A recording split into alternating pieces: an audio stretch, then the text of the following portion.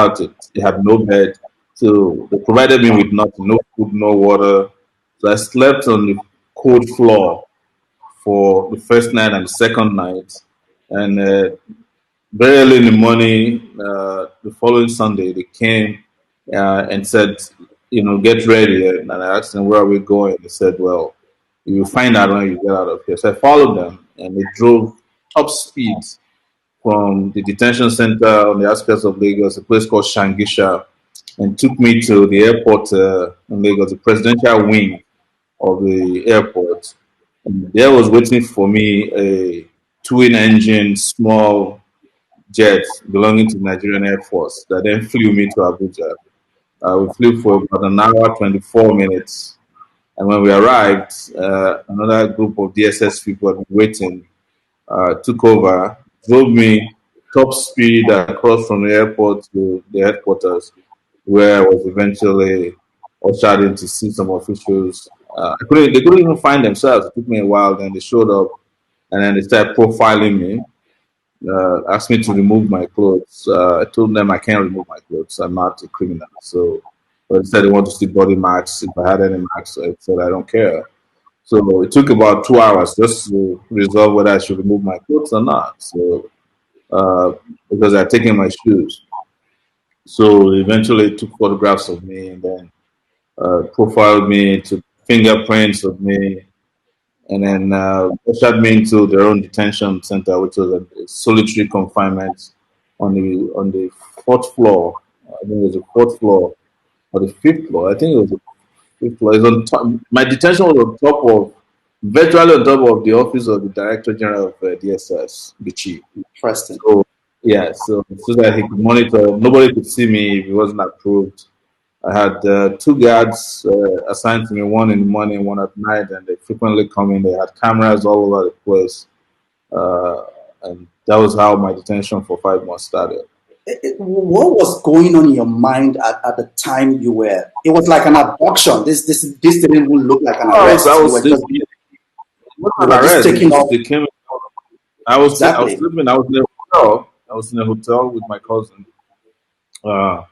preparing for the protest on the 5th. But I went to sleep early, and apparently they have been trailing me for days, according to them.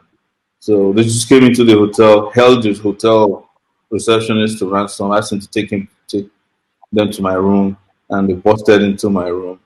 But I had to make a quick escape before they could get to me, so I could tweet that my room had been busted. So I tweeted, and then they came and seized my phones, and they drove me to their office. But I wasn't. It wasn't. It's not new to me. It's not this. That was just my first. It's my 10th arrest. 3 of them previously by the same characters in the DSS. When I was a student union leader, I was abducted like that in front of a protest and detained in Lagos, the place we call Inter Center, where they detain is embedded into a Ikoyi cemetery. You can't even tell that there's a detention center there. When I was doing NYC, I was equally abducted. I was arrested the day I finished my NYC in Yola, Adamawa State, and detained also by the DSS. They transferred me to a military guard room at the Air Force base in Yola. Kept me there. I almost died because it was hot, and they had me chained. My hands and legs were chained together. They just threw food through a small opening for a week.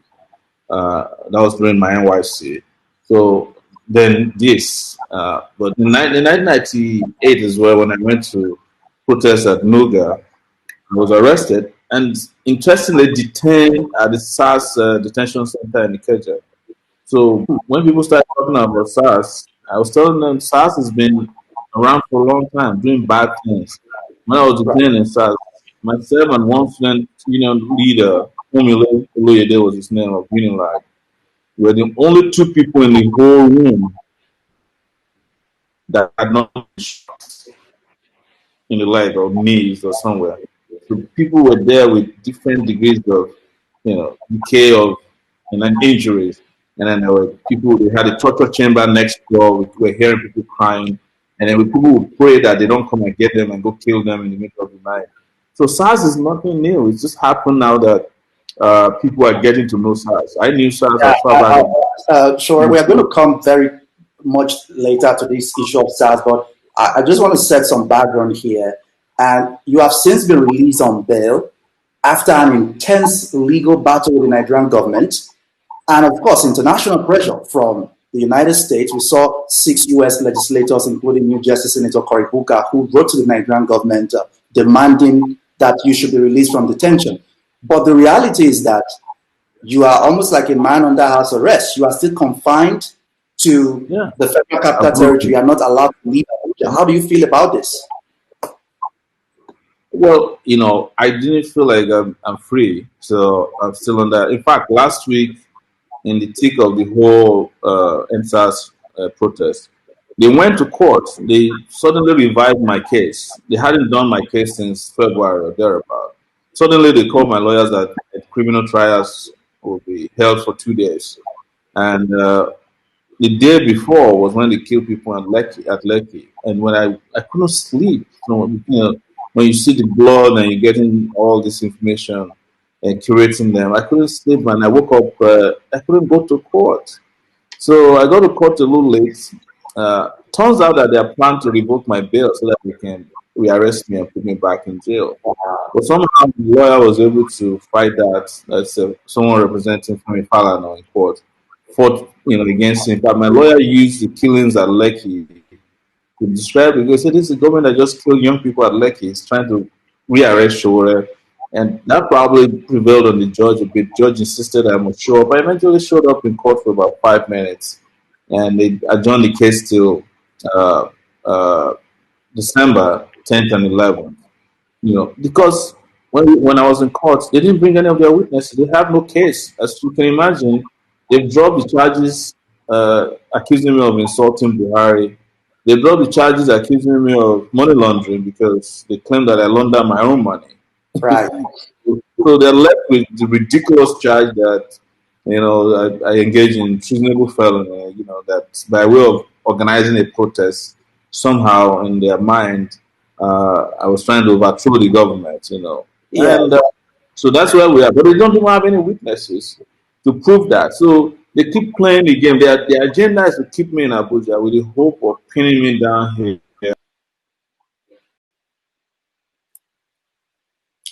It seems we lost connection. We'll be all Yeah. right. We're back. Yeah. We're back. So I won't be able to do advocacy. I won't be able to do my journalism since I was partially released. By the way, in on December 24th, 2019, these same characters have sued me for. I think I have about 8 lawsuits for Hey, libel. Yes, different kinds of government agencies trying to sue me, ministers, politicians. They are suing me for what Sahara Reporters is writing. The Minister of Justice sued me through a third party.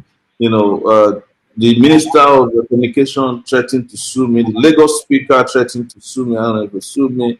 The governor of especially for writing about their corruption and yes, just for exposing corruption.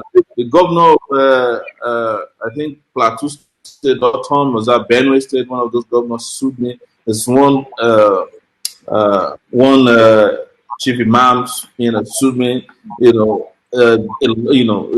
There's one pastor in Lagos tried to sue me. So they're just like bringing all kinds of things just to see if they can muzzle me, they can stop me from doing what I'm doing, and motivating and mobilizing people to the barricades to resist, this yeah. criminal system of Yeah. governance that Speaking speaking of mobilization, let's talk about the recent developments we saw in Nigeria over the last few weeks. You have been at the forefront of mobilizing Nigerians to rise against tyranny, oppression, and rising inequalities that we've seen in Nigeria, especially under the Muhammadu Buhari regime over the past 5 years. With that's right. what we have just experienced during the NSAS protests, is this the revolution that you have been talking about? I wouldn't say yet because the revolution is supposed to have an end game, and the end game of the revolution is to change the old order and replace it with something brand new. We're not there yet, but at least we are one leg away from the revolution because We started from protests on October 8th, and now we've reached an uprising. Nobody can deny that this is an uprising. People have risen up in different corners of the country against the state, and it took different dimensions. It took people taking on the economic system. It took people going into warehouses to take what belongs to them. Palliatives, as you have heard, palliative hunters everywhere. They took on the state, they took on the military, they took on the police. But the revolution will happen when all of this combined together catches enough attention to change the status quo ante. So we've not had a revolution yet. We've not had that yet, and yes, I would be the first to admit that this is revolutionary. I'll be the first to. This is. I mean, I've done this for 30 years. I've never seen this level of activity at once, covering this many cities and towns, and engaging young people in a way that we've seen in Nigeria in the last 3 weeks. revolutionary as these protests have been, as you described them, what do you consider the most significant outcome of the NSAS protests? Do you think this protest achieved anything concrete beyond the disbandment of SARS by the Nigerian government? Or have these protests failed to achieve the set of objectives? I think it achieved the purpose for which it was initially designed. And in my lifetime, there's never been a protest that achieved immediate results like this before. If it was before, the government would just say, look, you can go do your worst. We are not going to disband. So in fact, President Buhari said it when he first, I thought it was a joke. And he called the police IGP and said, the police is the most patriotic unit of the Nigerian security system. I praise you. We are behind you. Because at that point, he thought it was a joke. And then next, they are disbanding SARS and then they're replacing it with SWAT. And people are saying no. So it achieved its immediate objective.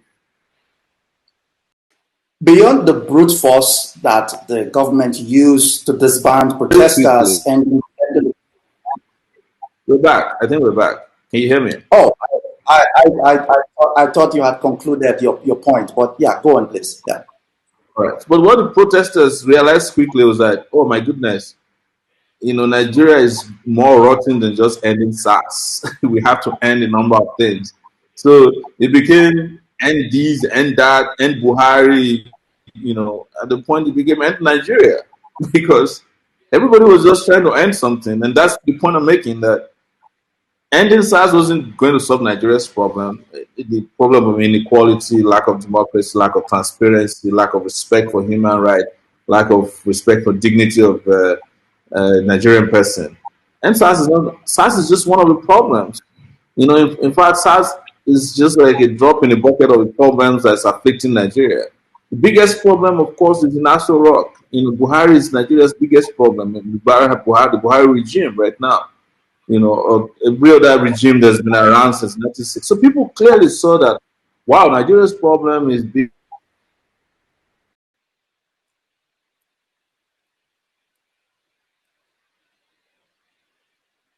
This, especially when they came face to face in Nigerian state, which was. I think I lost you there at some point, sure, but I think you want to conclude your point because we need to move on to the next other issues. Oh, go ahead and ask your next questions, please. Yeah. So my next question is, we saw some cracks within the rank and file of the prominent faces that were behind the protests. Looking back now, do you think that the protests would have probably been more successful had there been a clear leader or a group of leaders leading that protest or those protests? It would have, but here is the thing about the NSAS protest. It started as a sporadic set of actions. In Abuja, on October 8th, it was myself, Deji, Adeyanju, Aisha, Rafa Adebayo that led people to, protesters to the police headquarters. And they thought it was a joke, And then Fars and Runtown led protesters in Lagos. And when they saw the number of people attending to this protest, they were shocked, but it thought it was a joke. And then the next day, it just kept expanding, expanding, and exploding. It didn't have time to have any kind of cohesive leadership because it was very spontaneous. It happened so fast, and there are several other issues that came up. Celebrities joined, and then the international community joined. When I say international community, yes, people outside of Nigeria who are our friends, and then there was the diaspora. So, but I'll say this: the fact that you didn't have a clear leader at the beginning was the reason why it was successful. Yes. If they had a group of leaders, they would have isolated the more radical leaders from the leaders that, in their view, are reasonable and hold meetings with them and put an end to the NSAS protest because they were convincingly trying to tell people that we have answered you. We've responded to everything you want. We've ended SARS. We started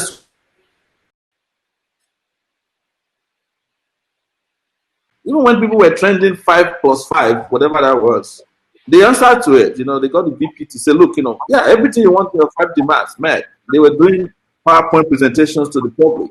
But the fact that there was no clear leader made it possible for the protest to just keep going in a way that it was uncontrollable. You remember that they were also selecting some celebrities at the beginning, to talk to.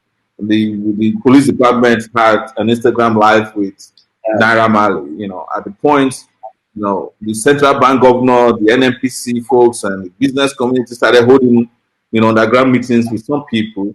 They were looking for places and persons that could be weak links so as to break the ranks of the protesters. But because there was no leadership, it was very difficult to do that. And but at the point, we must understand that protests that have had this massive level of success must have a political objective or an economic objective or a cultural objective or a social objective. And Yeah. that's where leadership would have been very, very important, to have a group of leaders that are very clear about what they want to achieve out of this. But the leadership that they were looking for, or that emerged, was leadership that they were looking for to dialogue with. But we had not reached the point of dialogue. We needed to keep pushing until we were able to achieve those massive political objectives. I would have expected by now, if the movement had pushed it a little far, the removal of the IG of police, the removal of even the military chiefs who were involved in the killings in Lekki. But Yeah. because, again, that's the downside to I not was going having. to come to that very quickly, and I think we should take a look at this video. Former governor of Lagos State, Bola Tinubu, who was essentially blaming the victims of the massacre in Lagos. Let's take a look at this video very quickly.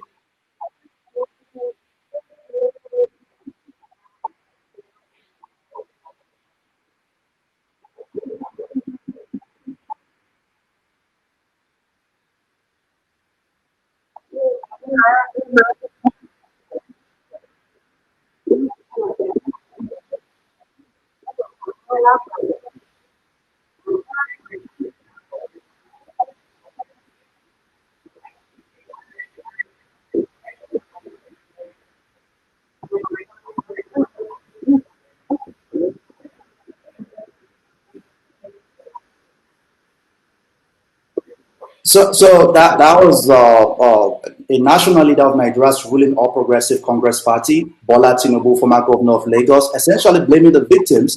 What do you say about that? Look, Tinubu had earlier tweeted in the day on his Twitter account that government will be justified to use force on the protesters. And the Lagos State governor had also tweeted before an attack on the protesters at the toll gates that they were miscreants, that these protests have been hijacked by miscreants. So this was their mindset. Their mindset was to look for a way to, first of all, criminalize the protests and then justify the use of force. And it was so because they have been using force, informal repression, through their talks. Because don't forget that they had hired talks to attack people at the Lagos State Assembly ground where they have been camping out and injured people severally. And they did that also in Abuja. And also, in fact, in Abuja, they killed one of the protesters. and they kept just moving people around. Even the DSS, through one of their contractors, Amakre, was lying that it was a senator that was moving the talks because the DSS vehicles were caught moving talks in Abuja. All these things are available in the public domain. So this is what Tinubu is telling you is the mindset of the government. Like you have to go and bring back the dead to come and explain why they went out to protest. Or if you are injured. And And this, also, yes, the his governor of statement. Lagos State, the governor also said that only 2 people were killed. And before he said that, he had initially denied that there were any casualties. Let's take a look at that once again. Yes.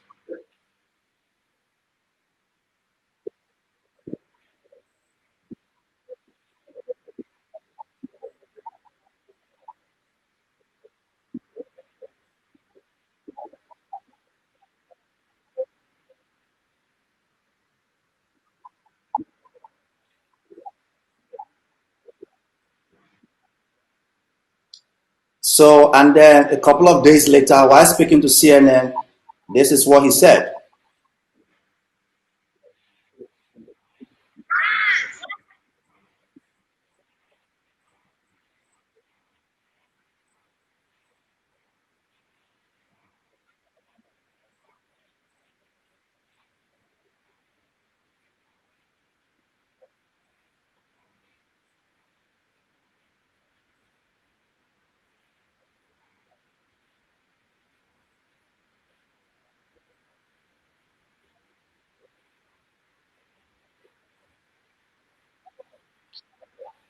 Interesting. What do you say about this? You know, these guys are a bunch of criminals. This is typical criminal politics. Where you blame the victims for attacks carried out by they knew what they did, and it wasn't even until we started. I mean, Sahara reporters and others started reporting exactly where the soldiers came from, what time they came out, and what they did. That they now started confessing that anybody even died at all. They claim that 2 people died, but there's a video online 3 days ago of the guy who was wearing Ankara, who was sitting at the front of. He died, and the doctors treated him. Uh, because he was shot and the bullet punctured his lung. You can see a huge lump on his back while they were treating him. And say he's dead. They have not acknowledged his death. They have not acknowledged the fact that the military took some bodies back to the hospital, their own hospital inside Bonny Camp, after the attack. Today, when the panel tried to visit a morgue belonging to the military, they delayed them for 45 minutes. Yeah. Eventually, they showed them some places they claimed were under renovation. But there's a report also showing how they took some bodies to Yaba, about 20 bodies, secretly transferred to Yaba. So there is massive cover up, and the Lagos state government is at the center. Don't forget that the Lagos state governor also claimed that he didn't know how the soldiers came about Exactly. until The the president. army, the garrison, the 81 Div, came out and said, "You are the one who invited us." And he hasn't denied that. So it's been, they're using one lie to bury another lie. It's been lies upon lies.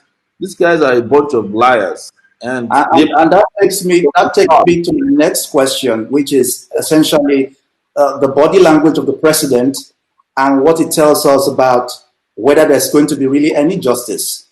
People have lost their no, lives, real human no, beings. Will there be look, accountability? no, there won't be.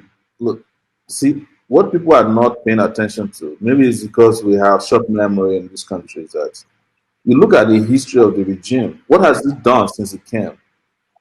His major achievements are in extrajudicial killings. You expect a Buhari that killed 375 or 365 Shiites in one night to acknowledge the death of maybe 12 people at Lekki. He doesn't care about you.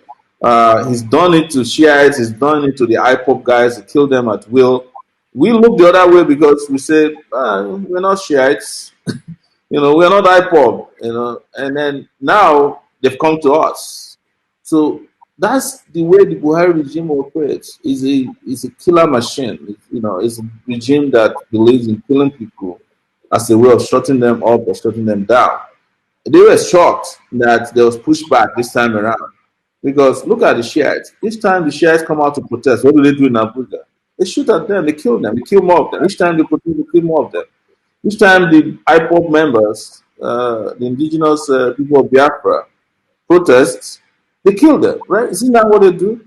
So why are you surprised? Why would Buhari just change overnight? Except if you believe in the theory that this is not the Buhari that used to be there. Otherwise, The, this is Buhari for you. Buhari chose the fun. the Nigerian government, for the first time, saw the real power of social media this time. The whole world was essentially talking about this. I This think it's not the power of social media that scared them. I don't think it's and the power of now, social media that scared them as much as the power of people being on the streets. They've never seen like this exactly, level of and this week, someone. just on Tuesday, Nigeria's Information Minister Lai Mohammed, while defending his budget before a parliamentary committee, basically brought back the issue of social media again. And this is what he said. Let's take a look. Uh,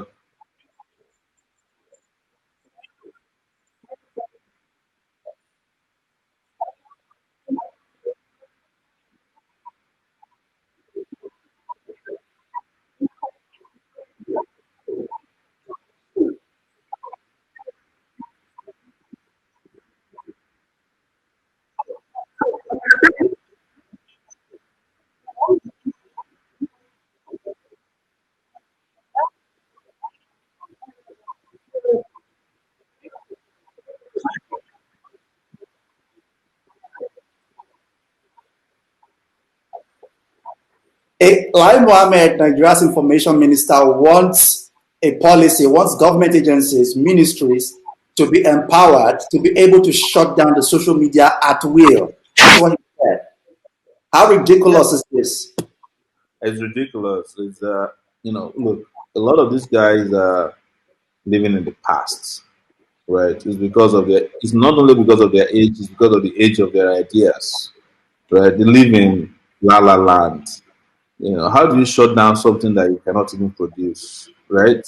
They don't Right. understand the way the world is working. And that is part of what was shocking to them when they saw that Nigerians were organizing these protests on social media, because these protests were largely organized out of the traditional means of organizing protests. There was no town hall meeting, there was nobody hitting the gong, inviting people to protest. It was quietly done on WhatsApp messages, Telegram groups, Facebook pages, Twitter, and other social media tools that are even beyond their own understanding and recognition. So, in that confusion, the only thing they could ask for is to shut down social media. They have forgotten that there's more to social media than just a tower, or what is even within their own control. They don't understand that even China, with all its resources, its power, did not succeed in really shutting down social media to tomorrow. They And are he still mentioned China. He mentioned China as an example. This is what he said about China precisely. Uh, uh, Lai Mohammed, he said, quote, when we went to China, we could not get Google, Facebook, and Instagram. You could not even use your email in China because they made sure it is censored and well regulated, unquote. That was what he said also at that. Why is China the example even for Nigeria? It's because Nigeria always takes the worst things from any country. When they wanted to go and get a social media law, they went to Singapore and plagiarized their social media law and brought it word for word. I don't even think I think they forgot to even remove Singapore from the text in some of the places. They're still dumb. You can't blame them. But the same people cannot go and bring a prototype of the Singaporean airport and come and put it here, or the Singaporean highway, or pay people the minimum wage that they pay in Singapore. That's always the case. They all look when George Floyd and the Black Lives Matter was a big deal. Nigerian government officials were celebrating the fact that the police could kill people at will in the US as the way of justifying the activities of SARS. It's like, they kill in the US too, so what's the big deal? So, can they allow Nigerians to justify looting also? Because they also loot in the US during protests. You Right. know, they also loot in the UK during protests. Can we I find also it justify interesting. looting since they do it in the UK? Can we also do it here? These guys are dumb set of people. You know, I don't want to talk about them. That's why I say that this program must expand to put an end to this misery that we call government in Nigeria. You know, that's the only way out. I find it Otherwise, interesting. you I have find to it deal with this interesting that every day, messing with your you mental mentioned the faculty. issue. You mentioned the issue of age, and if age is probably the problem with people like Lai Mohammed, what about Desmond Elliott, who just 2 days ago was also calling for social media? Let's take a look at this video very quickly.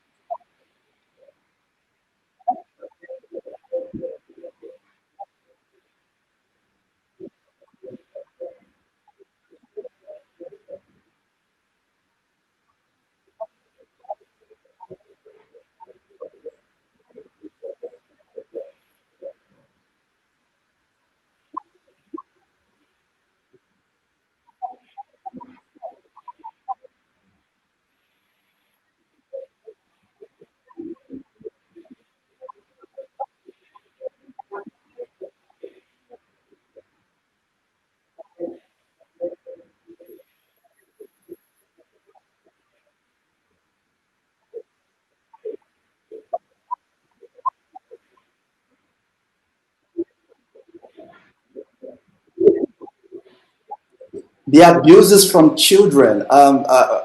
Desmond Elliott, Nollywood actor who is now a member of the Lagos State House of Assembly, is the one who just spoke in the video you just watched. And he's, I think, 46 years old. And he speaks in such a condescending manner about Nigerians on social media, young people tweeting and talking about what they feel about what is going on in the country. And he's relatively a younger person. How do we Yes. reconcile all of this? No, I think probably if you listen to what I said at the beginning, I said there's a problem of age and there's a problem of age of ideas. So you can be Right. young and have good ideas. And I think Desmond Elliott falls into that category. You know, they don't understand the way the world works. The fact that somebody is a Nollywood actor or actress doesn't mean that they know what is going on out there. You know, he has archaic ideas even though he's of a younger age. So that's the point to make about all of this. I think is to discuss realistically where is it coming from and whose script is Desmond Elliott reading on the floor of the house. Is apparently reading the script of a Godfather because these are the people that put them. These guys didn't win elections. They had their own way of being imposed upon the system, and they are exuding the same kind of exuberance and arrogance of their godfathers, Bola Tinubu and the rest of them that put them in office. So Before I let you, also I, dynamics yeah, around it. before I let you go tonight, let's talk a little about solutions. Where do we go from here? There's so much happening. We are not even sure that anyone is going to be held accountable for what we saw the October 20th massacre in Lagos. We saw the killing of the Shiites. Up till this moment, nothing has happened. Exactly. Where do we really go from here? What's the You see, solution to all this? it's up to us to determine where we go from here. The only way to hold these people accountable right now is to return to the streets. We must continue to own the street. The moment you no longer own the street, you have lost your voice completely.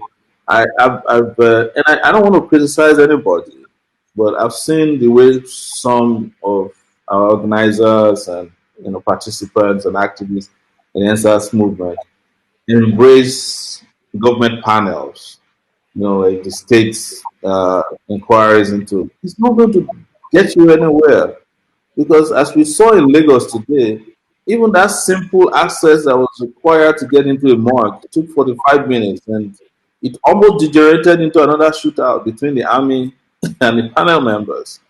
And even if you write a beautiful report out of Lagos, it can only be advisory to the federal government. You can't get the army to implement the advice. In fact, the army may refuse to come to the panel of inquiry. And even if they come, they might come and BS through it. So when if you, for example, you tell Buhari that we have figured out who gave the command to kill people and we want the person to be tried for murder or mass murder, whatever the case may be, are you expecting Buhari to go arrest Buratai, who is the chief of army staff, or to identify the soldiers who carried this out? Even in Kaduna, where the shares were killed, they set up an inquiry. An inquiry mentioned specifically the military officers who were involved, those who were killed. Nothing has happened since then. So why are we embracing, you know, something that would not take us anywhere? So it's for people to understand that without owning the streets, you cannot own the narrative, and without owning the narrative, you cannot command the solutions that are needed. The solution that are needed is to have complete control over our fate and destiny in this country. Right now, it's in the hands of a few criminals who occupy political power, and they're using it as a lie. Don't forget. I just want to add this. Yesterday, we went to visit the FCID cell here in Abuja to see someone. When we got there, we discovered that there are protesters that are still in detention. They moved one guy from Ekiti to Abuja. They're not on trial. There was a guy who gave a comment about Buhari. He was arrested since April 2nd. The guy is languishing in jail. He's a pharmacist. He just made a comment on Facebook, that they said was a threat to Buhari. Meanwhile, the people who are Buhari supporters, who are threatening Aisha Yesufu, nobody's arresting them. You understand what I mean? So you see Right. the contradictions, and they do everything they can. And I know there's never short supply of bad people and people who defend bad people. They'll go on, they throw people on Facebook to justify the criminality that's going on. There are some of them are still asking to today for us to present who was killed in Lekki, even after they admitted that people died and their parents have not come to claim them. We didn't see blood. Come and show us. It's not a massacre. It's just a few killings. We use blank bullets. We didn't shoot at them. But where did the bullets come from that injured over 37 people? And one guy's leg was amputated yesterday because as a result of gun injury. So, but you still have the people who have the temerity and the audacity online, trolls, the people that you and I know, who come and defend this criminal conduct of government. Right. So until we own the streets and we continue to own the streets, we don't stand a chance. We just go back to where we are and they'll kill another set of Nigerians and then we'll be complaining again. Thank But you so if much. we make that effort to hold on to the streets and at least make sure that even when we are not there, they know that we can be back on the street at the slightest provocation and on the shortest notice. We will get the respect we need to change our country. Thank you for bringing me. Thank you so much, Moyele Shore, who has been my guest tonight on the show.